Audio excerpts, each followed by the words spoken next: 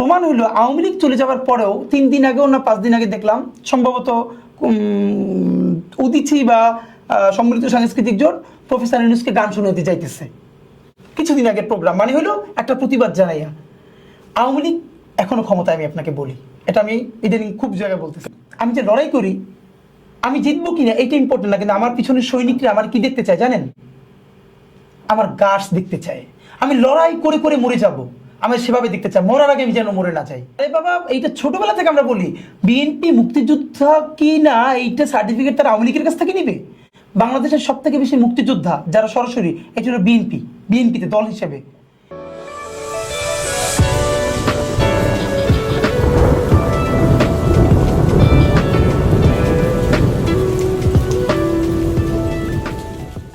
আপনাদের এই আন্দোলনের ওই জায়গাটা যে আপনারা বিচ্ছিন্ন হতে হতে এমন একটা পর্যায়ে চলে গেলেন এবং মানুষ দেখলো, সবচেয়ে বড় কথা হচ্ছে এখন হাঁচি কাশি সবই তো মানুষ রিড করতে পারে, প্রতিক্রিয়া দিতে পারে, মানুষের একটা মন খারাপ হলো। আপনারা কখনো জনমানুষ যে 5 তলা 10 তলা থেকে যে নামে আসছে, এই যে পানি দিছে, বিস্কুট দিছে, এই অসমর্থন ছাড়া তো আসলে হাসিনাকে আপনি সরাইতে পারতেন না, প্রশ্নই আসে না।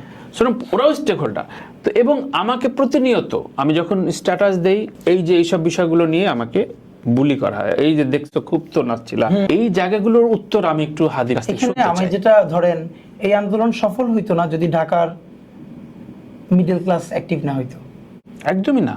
হ্যাঁ, এবং আমি ভাই বিভিন্ন শোতে এখানে আর রিপিট করতেছি না যে আমি যেহেতু রামপুরে আন্দোলন করছি শুরু থেকে শেষ পর্যন্ত, কিভাবে 10 তলা বিল্ডিং এর 6 তলা 7 তলা থেকে বাচ্চার নতুন বই খাতা ছুড়ে মারতেছে আমাদের দিকে, যে টিয়ার শেলের পরে আমরা আগুন ধরাবো পিটে করার জন্য, নতুন বই খাতা ছুড়ে মারতেছে। তো খাবার নিয়ে আসা থেকে শুরু করে সবকিছু, এই গ্রুপটা না মানে অলমোস্ট অনেকে খুব হতাশ হয়ে গেছে। যাদের পলিটিক্যাল লড়াইয়ের হিস্ট্রি আছে তারা হবে না, বিকজ তারা জানে যে এই কাজ হবে, আস্তে আস্তে সেটেল হবে। কিন্তু যারা কোনোদিন পলিটিক্যাল ছিলেন না কিন্তু এই সময় নেমে আসছে, তাদেরকে তো এগুলো খুব ব্যথিত করে। যে এবং সব থেকে ব্যথিত করে কোনটা, ধরেন গণ অভ্যুত্থানের পরিচিত মুখের যদি কারো করাপশনের অ্যালিগেশন আসে, ধরেন বিএনপি করছে, জামাত করছে, বিএনপি জামাত পারে নাই বইলেই তো নতুন ছেলে মেয়ে আসছে। তো এখন আমি একটা গণ অভ্যুত্থানের মুখ হয়ে আমি যদি ওই কাজটাই করি, যেই কারণে বিএনপি জামাতকে বা আওয়ামী লীগকে মানুষ পছন্দ করে নাই, আওয়ামী লীগের কথাটা বললাম না কারণ বিএনপি জামাতের সাথে তাদের তুলনা হয় না, তাহলে এটা তো তাদেরকে ভীষণ আহত করে। এখন এরপর আমি আশাবাদী ভাই এই অর্থে, ধরেন এইরকম আমাদের যেটা জিওপলিটিক্যাল বাস্তবতা, যে দেখেন 3 পাশ থেকে ইন্ডিয়া আছে, তো কোনোভাবেই কারো চিন্তা করা উচিত না এখানে ইন্ডিয়া ইনঅ্যাক্টিভ হয়ে গেছে। দেখেন আমি ইউনিভার্সিটিতে যখন বাংলাদেশ স্টাডিজ পড়াই, আমার ডিপার্টমেন্টে কোনোদিন আমাদের স্যাররা এটা পড়ায় না, কিন্তু আমি এটা আপনার মাধ্যমে বলি, যারা পলিটিক্যাল সায়েন্স পড়ে বা বাংলাদেশ স্টাডিজ এই জিনিসগুলো পড়ে, একটা ভুল কি, জিও পলিটিক্স পড়তে গেলে বাংলাদেশের ম্যাপ ধরে বাংলাদেশ পড়তে শুরু করে, এটা খুবই ভুল, এটা কোনোদিন কাজে আসে না। আচ্ছা আচ্ছা, আপনাকে এন্ট্রি নিতে হবে ইন্ডিয়া থেকে। ভালো করে কেউ ইন্ডিয়া রিড না করলে কোনোদিন বাংলাদেশের অ্যাডভান্টেজ ডিসঅ্যাডভান্টেজ বুঝবে না। আপনি ইন্ডিয়ান নাগরিক হিসেবে যখন ম্যাপের উপরে দাঁড়াই থাকবেন, আপনি চিন্তা করতে পারবেন যে বাংলাদেশ নামক রাষ্ট্রটা আপনার জন্য কি পরিমাণ সিকিউরিটি থ্রেট, পুরো একটা রাষ্ট্র। এবং ওরা অনেক সময় মজা করে বলে যে পৃথিবীতে একটা দেশ আছে যেই দেশের ম্যাপ কিনলে আর একটা দেশের ম্যাপ ফ্রি পাওয়া যায়, সেটা হলো ইন্ডিয়ান ম্যাপ। কিনলে বাংলাদেশের ম্যাপ ফ্রি। আপনি দেখেন এক পাশে তার 7 সিস্টার্স, পুরো ভূমি এই পাশে অল্প একটা শিলিগুড়ি করিডোর বা চিকেন নেক, যার পাশে বাংলাদেশ, উল্টো পাশে চীন। এইখানে যদি বাংলাদেশ তাকে কোঅপারেট না করে, তাহলে তার জন্য 7 সিস্টার্স নিয়ে তো বিরাট ঝুঁকি আছে তার জন্য। তো এটা তার জন্য অফকোর্স সিকিউরিটি থ্রেট।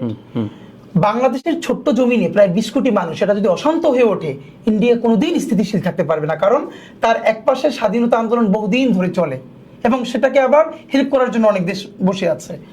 এখন আমাদের যেটা বোঝা ব্যাপার, এইখানে গণ অভ্যুত্থানে আওয়ামী লীগের যেটুকুন পতন হয়েছে, এর থেকে অনেক বেশি পতন হয়ে গেছে ইন্ডিয়ান আধিপত্যের, ভারতীয় আধিপত্যবাদ যেটা। এবার এটার প্রমাণ হলো কোনো ধরনের প্রিপারেশন ছাড়া ভারতের ক্ষেত্রে এটা হয়ে গেছে, মানে ভারত কোনোভাবে এটা রিড করতে পারে নাই। হ্যাঁ, সে তার সেকেন্ড বা থার্ড ব্যাকআপ রাখতো, সে সমস্ত বিনিয়োগ একমাত্র আওয়ামী লীগের পিছনে করে ফেলেছে। এবং এই যে জনগণের সাথে ন্যূনতম সম্পর্ক নির্মাণ, এটা না করে সে এইটা করার ফলে হয়েছে কি, আপনি খেয়াল করবেন যে ভারত প্রথম 5-6 মাসে যেভাবে অফিসিয়ালি রিয়াক্ট করতেছিল, আপনি চিন্তাই করতে পারবেন না পৃথিবীর 5-7টা পাওয়ারফুল রাষ্ট্রর ফরেন পলিসি এরকম হইতেছে, মানে ইট ওয়াজ নট ফাংশনিং, মানে আপনি বুঝতে পারবেন যে তারা প্রিপেয়ার ছিল না। এখন ব্যাপার হলো এখানে অফকোর্স ইন্ডিয়া তার সর্বোচ্চ মুভ করবে তার নিজের সিকিউরিটির জন্য, তা আমি তার সাথে ডিল করবো কেমনে? এখন আমি যেরকম প্রচন্ড সিকিউরিটি ক্রাইসিস অন্যের জন্য, তার আমার ঐক্যবদ্ধ কতটা থাকা জরুরি। আমি এখন নিজেরা, এবং আপনি দেখেন আজকে যাদের নাম বললেন, ধরেন পিনাকিদা বললেন, বা অন্যদের সাথে যে টুকটাক ঝগড়াঝাটি যেটা হচ্ছে অনলাইনে দেখতে পাচ্ছে, আপনি দেখেন এটা কিন্তু খুব বেসিক কোনো ইস্যুতে না, মানে এমন কোনো না যেটা কোনোভাবে মিটিগেট করা যায় না। তাহলে দেখেন মানে ইভেন জামাত আর বিএনপির যে আপনি ঠোকাঠুকি দেখেন, এগুলো কিন্তু অনেক বিরাট কোনো বৈপ্লবিক ইস্যু না, খুবই ছোট ছোট ব্যাপারে। এইগুলো আমার মনে হয় আমরা যদি আরেকটু সবাই মিলে দায়িত্বশীল আচরণ করি বা করতাম, তাহলে এগুলো মিটিগেট করা সম্ভব। তাহলে প্রশ্ন রাখি যে এই যে ভারতের আধিপত্যবাদ, যেটা ভাঙার ব্যাপারে কথা বলা এবং এই সাহস আর্টসটাও তো ছিল না, এটা তৈরি হয়েছে এই অভ্যুত্থানের পর থেকে, এবং এইটা মানুষ পছন্দ করেছে কারণ জানে, অনেকেই যারা কনসার্ন তারা জানে। পাশাপাশি এই ভোটের আগে সবার বয়ানগুলো একটা ম্যানিপুলেট বয়ান হচ্ছে, ভারতকে নিয়ে এক ধরনের কথা, মিষ্টি মিষ্টি, আদা মিষ্টি, টক মিষ্টি, ঝাল মিষ্টি চলছে, আর এর ধরে নিচ্ছে না, এটা এক্সিস্ট করছে যে আওয়ামী লীগের তো একটা ভোট ব্যাংক আছে, সুতরাং আওয়ামী লীগের এই যে কেউ শালা বানাচ্ছে, কেউ দুলাভাই বানাচ্ছে, কেউ আমার আত্মীয় স্বজন, তোরা থাকিস তোদের সুন্দর মতো, বিভিন্ন রকম বয়ান দিচ্ছে, বিএনপি দিচ্ছে, জামাত ইসলামী দিচ্ছে। তো এইটা নিয়ে একটা কেওয়াস তৈরি হচ্ছে কিনা, যে তখন আমি আসলে আমার নিজস্ব আইডেন্টিটিতে স্ট্রিক্ট থাকতে পারছি না, এইটাই আমার আদর্শ, এই আদর্শ চ্যুতির জায়গায় নির্বাচনে এসে থেকে এটা বাণিজ্যিকরণ হয়ে গেছে। এটা কি মনে হয় আপনার? দেখেন ভোটের রাজনীতির কষ্টের জায়গা এইটাই, মানে আপনি নিজেও ক্যাম্পেইন করছেন, আমি নিজেও করতেছি। এমপি ইলেকশন, আমি যদি ইলেকশনে হারি, আমার ইলেকশনে হারার একটা বড় কারণটা আমি জানি, যেটা না করলে আমার হারার সম্ভাবনা কম, যদি হারি তাহলে ওই কারণেই হারবো, সেটা হলো আমি আমার আদর্শ থেকে সরতেছি না। ধরেন এখন আওয়ামী লীগের ভোট ব্যাংকটা নেওয়ার জন্য আমার যেই ধরনের কথা বলা দরকার, মানে ওইটা বললে আমার তো নিজের আমার কাছে হিপোক্রেট মনে হয়, বরং আমি ওই আওয়ামী লীগের জন্য চেয়ে থাকি যে মানুষটা বলবে আমি আওয়ামী লীগ এবং ওসমান হাদি যে সেটাই, কিন্তু আমি আওয়ামী লীগ হয়েও তারে ভোট দিব এই জন্য যে ও ক্ষমতা আসলেও কোনোদিন জুলুম করবে না আমার উপরে, কারণ আমরা আমার শত্রুর সাথেও জুলুম চাই না, আমরা ইনসাফ চাই, ইনসাফের রাজনীতি করতে চাই। কিন্তু দেখেন সামনের ইলেকশনে যেটা নিয়ে কেওয়াস হবে, এটাই আপনি প্রপারলি অ্যাড্রেস করলেন যে আওয়ামী লীগের যে ভোট ব্যাংকটা, মানে অফকোর্স এটা তো একটা নির্দিষ্ট ভোট ব্যাংক আছে। এখন এই ভোট ব্যাংকটাকে খুশি করার জন্য একটা নতুন নির্মাণ, সেটা ধরেন প্রত্যেকটা দলের মধ্যে প্রতিযোগিতা লেগে যাবে, বিএনপি জামাত ইসলামী কে কিভাবে কাকে টানবে।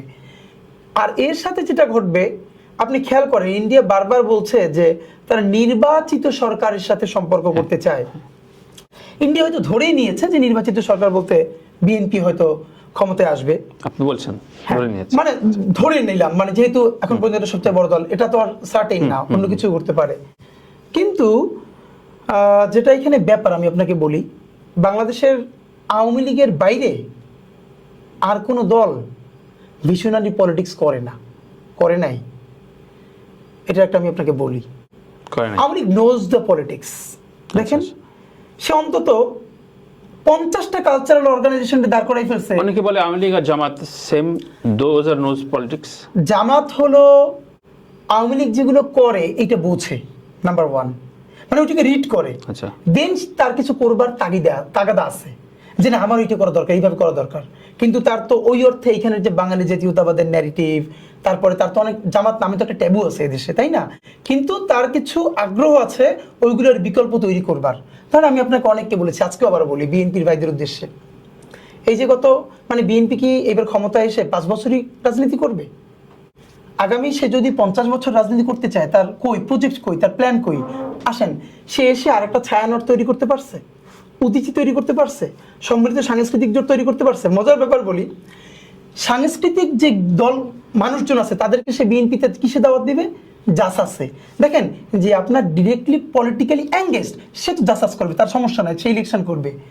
কিন্তু আপনি দেখেন তো যারা আওয়ামী লীগের মন্ত্রী হয়েছে এর বাইরে একটা গ্রুপকে তারা কিভাবে ইন্ডিপেন্ডেন্টলি গ্রো করাইছে, যারা কালচারালি আওয়ামী লীগ, সে কোনোদিন এমপি ইলেকশন, ইভেন তাদের যে নাম, এই সংগঠনের নামের মধ্যে কোথাও আওয়ামী লীগ নাই। তারা কখনো উদীচী, কখনো ছায়ানট, কখনো সম্মিলিত সাংস্কৃতিক জোট। আপনি সম্মিলিত সাংস্কৃতিক জোটের বিকল্পে কি করবেন? আপনি বলবেন জাতীয়তাবাদী সাংস্কৃতিক জোট। আপনি তো পলিটিক্সটা বুঝতেছেন না।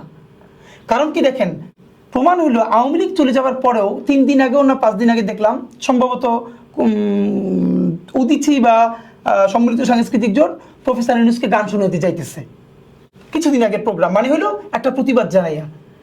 আওয়ামী লীগ এখনো ক্ষমতায়, আমি আপনাকে বলি, এটা আমি ইদানিং খুব জায়গায় বলতেছি। কালচারালি অফকোর্স আওয়ামী লীগ নাই শুধু ওই উপরের সচিবালয়ে, কালচারালি এখানে আওয়ামী লীগ ক্ষমতা। কেন আওয়ামী লীগের ন্যারেশনের বাইরে আপনারা কোনো ন্যারেশন দাঁড় করাতে পারছি আমরা? আওয়ামী লীগের বাঙালি জাতীয়তাবাদ থেকে শুরু করে সবকিছু, এর মানে পুরো এস্টাবলিশমেন্টে যে মনস্তত্ত্ব সে তৈরি করছে।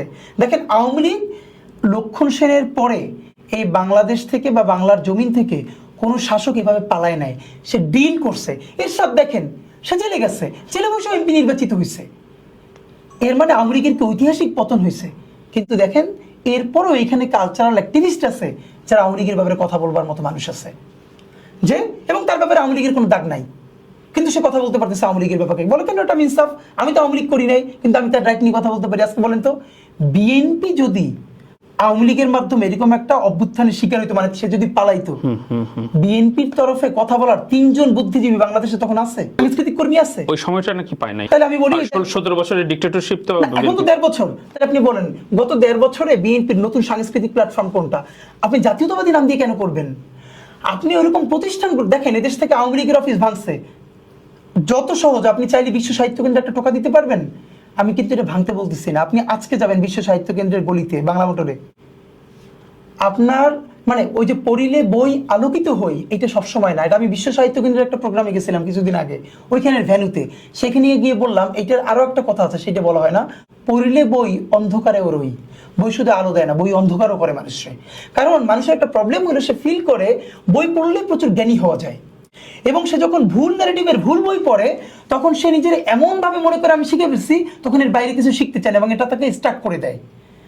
আপনি এই জুলাইয়ের গণ অভ্যুত্থানের দেয়ালে দেয়ালে ছাপ নাই, কোথাও নাই। আপনি বিশ্ব সাহিত্য কেন্দ্রের সামনে যে দেয়াল, একটা কোথাও একটা এই যে কি গ্রাফিতি নাই, একটা ছাপ নাই। এটা একটা ভিন্ন বাংলাদেশ। এখন আপনি কি আজকে দেখে আসেন, সেই জুলাইয়ের গণ অভ্যুত্থান থেকে আজ পর্যন্ত ওই রাস্তাটা ঢুকে পুরো ওয়াল জুড়ে প্রত্যেকটা অ্যাপলিটিক্যাল মানুষ তার বাড়ির সামনের ওয়াল দিয়ে দিচ্ছে পোলাপানে লিখতে, লেখো জনতার ইশতেহার। প্রফেসর ইউনূস বলতেছেন যে আমরা কি করতে চাই, এটা আমার খুব ভালো লাগছে, এটা আমরা জানি একদম প্রথম দিকে। কেন জানেন? যে আমরা যখন গাড়িতে যাই আমাদের কি করতে হবে ম্যান্ডেট বাচ্চারা ওয়ালে ওয়ালে লিখে দিচ্ছে। ভাই কিচ্ছু লাগবে না, জানেন এই গ্রাফিতিগুলো ধৈর্য যদি কেউ কাজ শুরু করে তাহলে বাংলাদেশ দাঁড়ায় যাবে, আর কোনো ইশতেহার লাগবে না, কোনো রিসার্চ ওয়ার্ক করা লাগবে না। এখন এই কথাটা কেন বললাম?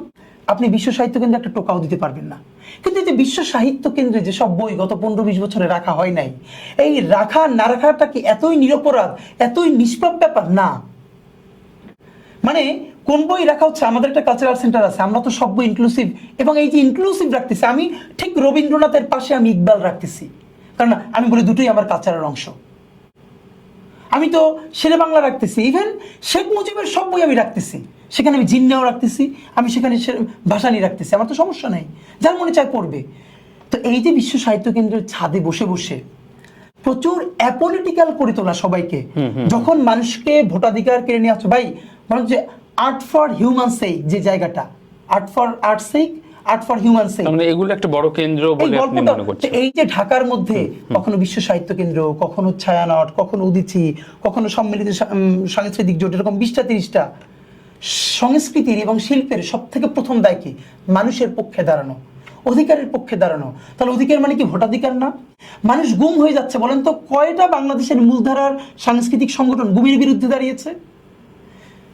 মানে সুবর্ণচরে এক্ষেত্রে হাদি বলা হয় যে শিল্পীরা তো শান্তিপ্রিয় মানুষ, কিছু কিছু মানুষ যে আমি আমি আমি আপনার যোগ করি যে শান্তিপ্রিয় মানুষ, এই কথা বলে বলে ফেলে, ঠিক আছে সবাই তো আর যাবে না, কিন্তু তাই বলে তাদের উপরে চড়াও হয়ে এই যে উদীচী ছায়ানটকে আপনি একটা ট্যাগ লাগিয়ে দিবেন বা এই করে দিবেন, এই বিষয়টার অনেকে অপব্যাখ্যা। আমি কিন্তু তাদেরকে ট্যাগ দিচ্ছি না। আমার আফসোস হলো বিএনপির ক্ষেত্রে, বিএনপির উদীচী কই? এখন বিএনপিকে কেন বলি জানেন? কারণ আমি মনে করি বিএনপি হলো স্বাধীনতা সার্বভৌমত্বের একটা বড় ভ্যানগার্ড। এইরকম একটা দেশপ্রেমিক ফোর্স, তার এতটুকু হোমওয়ার্ক থাকবে না? তার দেখেন সে গত 1.5 বছরে বাংলা কনসার্ট ফর বাংলাদেশ যেটা করলো, কোটি কোটি টাকা খরচ করে, আউটপুট কি আমারে বলেন তো? একদিন সব বিভাগে করলেন, এই টাকা খরচ করে আপনি 5টা সেন্টার দাঁড় করাই ফেলতেন। যেখানে বাংলাদেশের ফোক থেকে শুরু করে সবকিছু মানুষ, আমার তো টাকা নাই, আমি পারতেছি না, আপনারা তো পারেন রিসার্চ করতে। থিঙ্ক ট্যাঙ্কের সংকট বলে মনে করছে? অফকোর্স নাই। তো এখন ওই যে আরেকটা বলা যেটা যে আপনি যে art for art sake, art for human sake, দেখেন আপনি না করলে আপনারা কেউ বাধ্য করতে পারবে না, কিন্তু আপনি এই যে না করাটাকে গ্লোরিফাই করতেছেন। যখন গণহত্যা চলতেছে তুমুল, আপনার শিল্পী হিসেবে তাড়িত করে না যে আমার মানুষের পক্ষে দাঁড়াইতে হবে, তখন প্রথমত এটা শিল্প কিনা প্রশ্ন, এরপর আপনি ঘরে বসে থাকতে পারেন। কিন্তু ঘরে বসে বসে আবার আপনি বলতেছেন কি যে যারা নামতেছে তাদেরকে আপনি বরং যে তোমাকে তো এত উগ্র মনে করি নাই। বুঝতে পারতেছেন কিনা? মানে আপনি বাচ্চাদের সাথে নামলেন, এখন আপনাকে বলা হচ্ছে উগ্র, ওরা গালিগালাজ করতেছে। আরে বাবা, ও তো একটা গণহত্যার বিপরীতে হেলিকপ্টার থেকে গুলি করতেছে, সেই গুলির বিপরীতে তারা তো একটা লাঠিও নাই, সে গালি ছুড়ে দিচ্ছে, আর আপনি ঘরে বসে তখন এসির বাতাস খাচ্ছেন। আপনি কত বড় গণহত্যার সমর্থক আপনি ফিল করতে পারতেছেন? সেই গ্লানি আপনারা কি পিড়ে দেয় না? কষ্টের ব্যাপার হলো বাংলাদেশের রাজনীতিতে এই কালচারাল বুস্ট কারো নাই। এই জন্য আওয়ামী লীগকে কেন বলেছি, আওয়ামী লীগ চলে যাওয়ার পরও এখানে কালচারাল মনস্তত্ত্ব পুরোটাই আওয়ামী এস্টাবলিশমেন্টের। আপনি বেশ কয়েকবার বলেছেন মঞ্চে যে বিএনপি আসলো বুঝলাম, কিন্তু বিএনপি কি 2 বছর 1.5 বছর টিকা রাখতে পারবে? তারা টিকে থাকতে পারবে? এইটা আমি বলবার পর ওই বিএনপির 2-4 জন তারা আবার টকশোতে বলেছে যে বিএনপি কয় বছর থাকবে, এটা নিয়ে দেখি অনেকের খুব মাথা ব্যথা। মাথা ব্যথা থাকবে না, কেন থাকবে? বিএনপি ডুবলে একা ডুবে না কখনো, এটা আমি অনেকবার বলেছি। সে বাংলাদেশকে নিয়ে ডুবে। এখন পর্যন্ত বিএনপি যে কয়বার ডুবছে, আপনার কি মনে হয় বিএনপির যত ভোট ব্যাংক এটা শুধু বিএনপির ভালোর জন্য হয়েছিল? না, বিএনপি ভোট পাইছিল এন্টি আওয়ামী লীগ, মানুষ আওয়ামী লীগের অত্যাচার নিতে পারে নাই। তাহলে তাদের একটা পরিত্রাণের জায়গা কোথায়? দেশপ্রেমিক বিএনপি। সেই বিএনপিকে যখন সে ডেভিয়েটেড হইতে দেখে, বেগম জিয়ার বিএনপি এখন কতটুকু ফাংশন করে, ভারতীয় আধিপত্যবাদের ব্যাপারে বেগম জিয়ার যে অবস্থান, শির দ্বারা সোজা করে দাঁড়িয়ে থাকা। প্রণব মুখার্জি ঢাকায় আসলেন, ওনাকে ডাকলেন, কিন্তু ওনার তখন হরতাল চলে। উনি বললেন আমি যদি গাড়ি নিয়ে বের হই তাহলে বলবে যে অন্যের গাড়ি বন্ধ, আমার গাড়ি কেন, আর আমি তো হেঁটেও যেতে পারবো না। তো এই যে গার্ডস আপনি এখন আপনি যদি অন্যরা এরকম কোমর দেখেন, ভারতকে আমরা কি করব? ভারতের সাথে আমরা ভালো প্রতিবেশী হইতে চাই, আমরা মানে কারো দাস হতে চাই না। তো এই যে সেন্সটা বেগম জিয়ার কারণেই তো বিএনপি এই ধারাটা হলো। এখন আমরা কেন বলি বিএনপির ব্যাপার হচ্ছে এইখানে আওয়ামী লীগের একটা বিশাল অংশ তো বিএনপিকে পাকিস্তানের দাস হিসেবে বারবার বর্ণনা করে। এটা তো ভাই এখন আবার দুঃখের ব্যাপার। মির্জা ফখরুল ইসলাম আলমগীর সাহেবকে 18 নির্বাচনে মানে বলা হইলো যে উনি মুক্তিযোদ্ধা না, ওনার সার্টিফিকেট ভুয়া। মুন্নি সাহা আরো কয়েকজন চলে গেলেন ঠাকুরগাঁও, সেখানে অনেকের ইন্টারভিউ নিলেন, আসলে সে মুক্তিযোদ্ধা না, মির্জা ফখরুল ইসলাম আলমগীর সাহেব, এবং উনি রাজাকার। বিএনপির এই পলিটিক্সটাই আমার ভালো লাগে না। মির্জা ফখরুল ইসলাম আলমগীর সাহেব আলমারি খুলে সার্টিফিকেট নিয়ে পারলে লাভ দিয়ে বললেন না না না আমার এইটা বললো না, দেখো আমি মুক্তিযোদ্ধা। আরে বাবা, এইটা ছোটবেলা থেকে আমরা বলি বিএনপি মুক্তিযোদ্ধা কি না, এইটা সার্টিফিকেট তারা আওয়ামী লীগের কাছ থেকে নিবে। বাংলাদেশের সব থেকে বেশি মুক্তিযোদ্ধা যারা সরাসরি, এটা হলো বিএনপিতে দল হিসেবে। সে ওইটা বলবে যে শেখ মুজিব নিজেই তো মুক্তিযুদ্ধ করে নাই, সে গিয়ে পাকিস্তানে তখন খাইছে আর ঘুমাইছে, বাকিগুলো সব কলকাতায় রইছে, দেশ স্বাধীন হয়ে গেছে, তারপরে এসে ব্যাংক দখল করছে। সেইটা না বইলা আওয়ামী ন্যারেটিভে সে নিজেরে এনকাউন্টার করতে চায়। ভাই দেখেন, আমি যে লড়াই করি, আমি জিতবো কিনা এটা ইম্পর্টেন্ট না, কিন্তু আমার পিছনের সৈনিকরা আমার কি দেখতে চায় জানেন? আমার গাছ দেখতে চায়। আমি লড়াই করে করে মরে যাব, আমি সেভাবে দেখতে চাই, মরার আগে আমি যেন মরে না যাই। আমি মানে লড়াই করতে করতে মরে যাচ্ছে, এইটা দেখে আমার সৈনিক খুশি হইতে চায়। আর বিএনপি কি করে?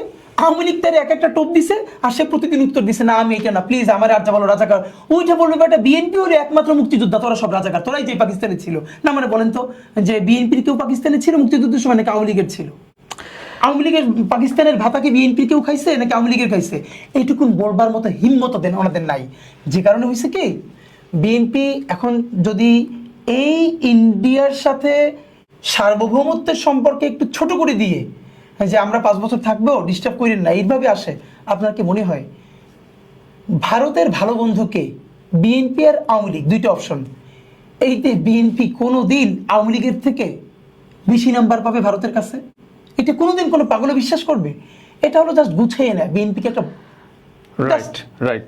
তো সেক্ষেত্রে বিএনপির এই ক্রান্তি লগ্নে তো আপনার বিএনপির সাথেই খুব সমন্বিতভাবে থাকার কথা ছিল। আপনি ইনকিলাব মঞ্চ বা আলাদা একটা প্ল্যাটফর্ম তৈরি করলেন কেন? সেটা অক্সিলারি ফর্ম না, অক্সিলারি ফর্ম না, এটা খুব ইন্ডিপেন্ডেন্ট ফর্ম। আমরা কিছুক্ষণ জামাত, আপনি দেখবেন আমরা কতক্ষণ জামাতের সাথে চলি, মানে আমাদের ন্যারেটিভ। যেতে যেতে হঠাৎ করে দেখবেন আমরা জামাত না, আপনি দেখবেন আমরা কতক্ষণ বিএনপি। যেতে যেতে মানে আমরা আসলে স্বাধীনতা সার্বভৌমত্বের পক্ষে যেই শক্তিগুলো আছে তাদের ওই জায়গাটাকে ভীষণ অ্যাকনলেজ করি, করেই আমরা ভীষণ স্বতন্ত্রবোধ রক্ষা করি। যে জন্য আমাদেরকে কখনো বিএনপির দালাল কখনো জামাতের দালাল বললে আমরা মন খারাপ করি না, বরং না, একদম মন খারাপ করি না। তো দেখেন, আমি বিএনপি করি না, আমি বেগম জিয়া করি, আমি শহীদ প্রেসিডেন্ট জিয়াউর রহমান করি। বিএনপি যদি আজকে আপনাকে বলি, বিএনপি যদি শহীদ প্রেসিডেন্ট জিয়াউর রহমানের পলিটিক্স আগায় নিতে ব্যর্থ হয়, এমনও হতে পারে পরবর্তীতে সেই রাজনীতি আমরা আগায় নিব ইনশাল্লাহ, খুব গুড স্টেটমেন্ট। যদি বিএনপি ব্যর্থ হয়। তো এই যে আমি বলেছি অনেকে, এবার আপনাকে বলি, আমি একটা ইন্টারভিউতে বলেছিলাম ব্যারিস্টার ফুয়াদ বাড়ির সাথে, শহীদ আব্দুল কাদের মোল্লার যেদিন ফাঁসি হয়, আমি আবার বলি শিবির করা কোনো অপরাধ না, জামাত ইসলাম কোনো ট্যাবু না, কিন্তু আমি কোনো কালেই করি নাই। এই করি নেই এই জন্য বলতেছি না যে আমার আপনি শিবির বললে সমস্যা, আপনি আমার 100 বার শিবির বললো, আমার আনিস আলমগীর, আজকে আনিস আলমগীরের নামটা যেহেতু আপনি বলেছেন কিনা জানি না, 2 বছর আগে আনিস আলমগীর ওখানে আমি একটা কমেন্ট করলাম, ওনাকে শাহবাগ লেখা, যে আপনি তো এই শাহবাগী ঘরানার এইটা, সে উঠে আমার রিপ্লাই দিল, হ্যাঁ আমি গর্বিত শাহবাগী, আমার কাছে এখন স্ক্রিনশট আছে। আনিস আলমগীর সাহেব এত বড় কথা বলেন না, ওনার সাথে আমার রুচিতে গুলেন, আমার অনেকগুলো টক শোতে দাওয়াত দিচ্ছে, আমি ওনার সাথে কখনো যাই না, না যাই না, ন্যূনতম একটা রুচি রক্ষা করতে হবে আমার। আমি বলেছি না আমি ওনার সাথে যাব না, উনি আমাকে বলতেছে গর্বিত শাহবাগী উনি, তখন আমাকে জিজ্ঞেস করতেছে আপনি শিবিরের কোন পোস্টের? আমি রিপ্লাই কি দিয়েছিলাম জানেন?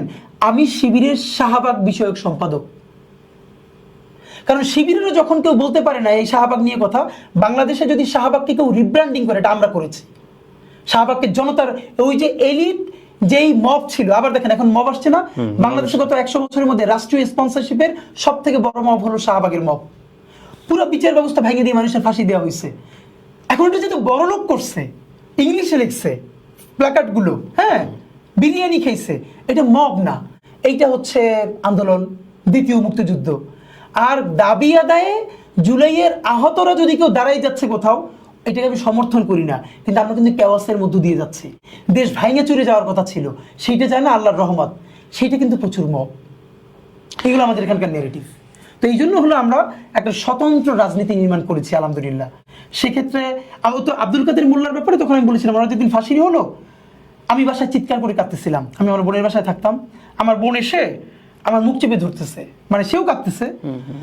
আমি তার জীবনে দেখি নাই, কিন্তু আমার মনে হচ্ছে আমার বাসা থেকে আধা ঘন্টার দূরত্বে একজন মানুষ নিরপরাধ, তাকে ফাঁসি দেওয়া হচ্ছে, পুরো বাংলাদেশ দেখতেছে কিন্তু কেউ কিছু করতে পারতেছে না। আমি চিৎকার করে, আমার সে মুখ চেপে ধরতেছিল এই জন্য যে আমি কান্না করতেছি এই ফাঁসিতে, এটা আমাদের পাশের ফ্ল্যাটে কেউ শুনলে হয়তো আমাদের বাসা ছাড়া লাগতে পারে, এমন ভয়াবহ পরিস্থিতির মধ্যে দিয়ে গেছি। এবং সেই রাত্রে কাদের মোল্লা সাহেবের বাসাও হামলা করা হলো, ছাত্রলীগ করলো। এই ইন্টারভিউটা দেখার পর কাদের মোল্লা সাহেবের ছেলে কিছুদিন আগে শাহবাগে আমাদের একটা প্রোগ্রাম এসে আমার জড়াজড়া বলছে, ভাই আমি ওনার সন্তান। তো এই যে আমি জামাত বা শিবির না কইরাও আমি কাদের মোল্লা সাহেবের ফাঁসিতে কাঁদতে পারি এবং সেইটা আমি কোনো ধরনের গ্লানি ছাড়া বলতে পারি, এটা আমাদের রাজনীতি। এই যে বিএনপি না করে আজীবন বেগম জিয়া করতে পারি, শহীদ জিয়া করতে পারি এবং হিম্মত নিয়ে বলতে পারি যে বিএনপি ফেল করলে আমরা জিয়াউর রহমানের রাজনীতি করব, এটাই আমাদের রাজনীতি।